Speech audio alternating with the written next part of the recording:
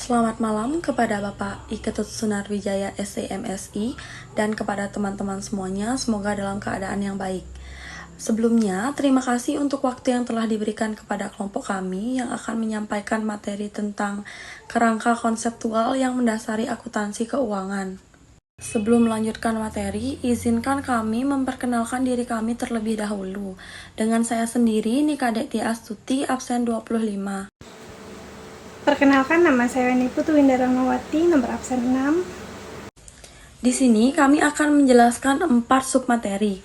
Yang pertama ada menjelaskan kerangka kerja konseptual, yang kedua itu ada menjelaskan tentang tujuan dasar, yang ketiga ada menjelaskan konsep-konsep fundamental, yang keempat menjelaskan pengakuan dan pengukuran.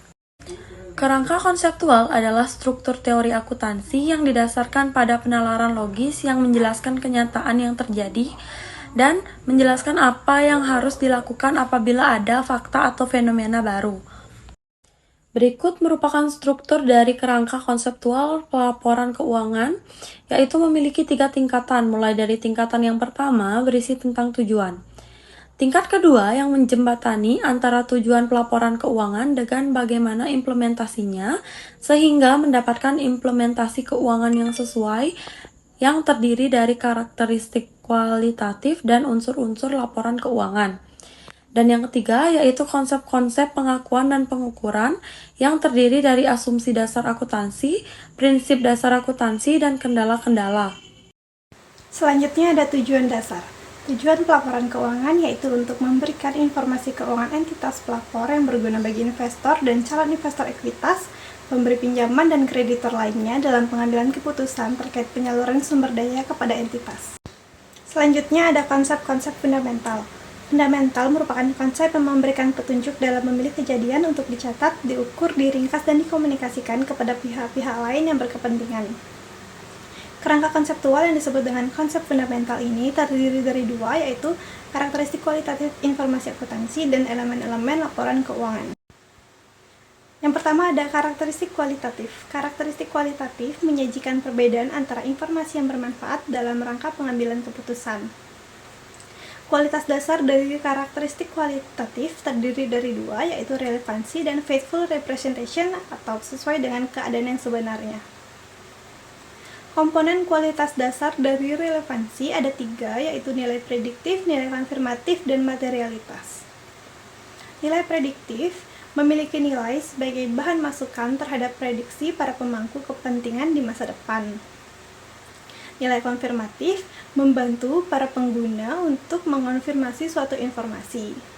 Sedangkan materialitas, yaitu informasi material jika diabaikan atau salah menyajikan dapat mempengaruhi keputusan yang diambil. Sedangkan komponen kualitas dasar dari faithful representation atau yang sesuai dengan keadaan sebenarnya terdiri dari 3, yaitu kelengkapan, netralitas, dan bebas dari kesalahan.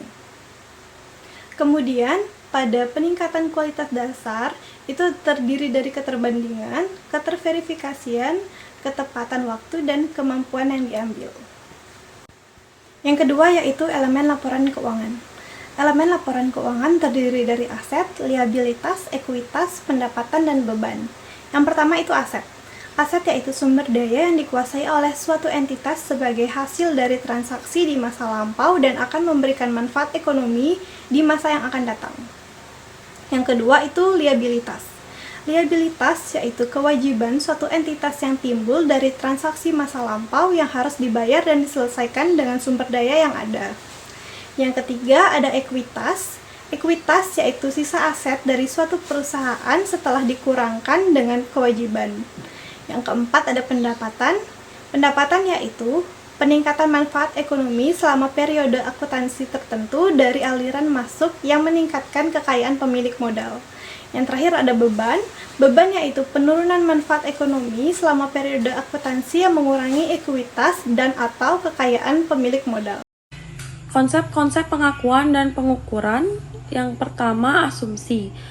Asumsi terdiri dari entitas ekonomi.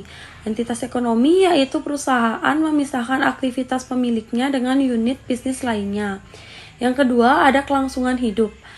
yaitu perusahaan bisnis memiliki umur yang panjang walaupun perusahaan banyak melakukan kegagalan bisnis, perusahaan memiliki kelangsungan hidup yang panjang. Yang ketiga, unit moneter. Ya, dalam prinsip ini, uang adalah denominator yang utama digunakan. Yang keempat, ada perioditas, yaitu perusahaan dapat membagi aktivitas ekonominya ke dalam beberapa periode waktu. Yang kelima, ada dasar akrual, yaitu transaksi dicatat pada periode saat terjadinya transaksi tersebut. Prinsip-prinsip dasar akuntansi.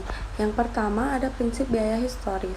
Laporan keuangan ini lebih memilih menggunakan biaya historis karena memberikan tolak ukur yang dapat dipercaya untuk mengukur tren historis. Yang kedua, prinsip pengakuan pendapatan. Pendapatan umumnya diakui jika telah direalisasi atau dapat direalisasi. Yang ketiga, ada prinsip penandingan. Prinsip penandingan menyayatkan usaha atau beban yang ditandingkan dengan pencapaian pendapatan. Yang keempat, ada prinsip pengungkapan penuh. Pengungkapan penuh memberikan informasi yang penting dalam jumlah cukup dan secara lengkap memenuhi keputusan yang diambil oleh para pemangku kepentingan. Yang selanjutnya ada kendala. Hubungan biaya dan manfaat biaya menyediakan informasi harus ditimbang terhadap manfaat yang bisa diperoleh dari pemakaian informasi tersebut. Yang kedua, ada materialistis. Standar yang relevan dan dapat diterima harus dipakai jika jumlah yang terlibat adalah signifikan bila dibandingkan dengan pendapatan, beban, aktiva, serta kewajiban lainnya. Sekian presentasi yang dapat kami sampaikan. Mohon maaf bila ada salah kata yang disengaja maupun tidak disengaja.